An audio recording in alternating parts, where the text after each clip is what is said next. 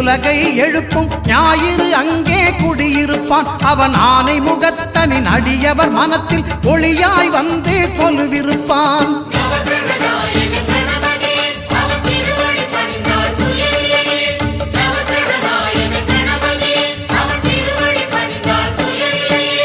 ஒன்பது கோளும் ஒன்றாய் காண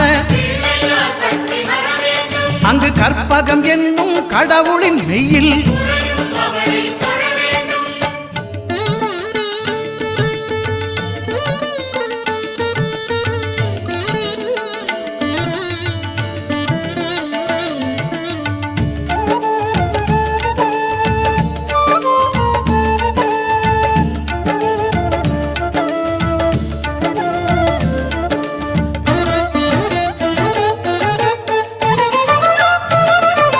திங்கள் பகவான் திருமுகம் காண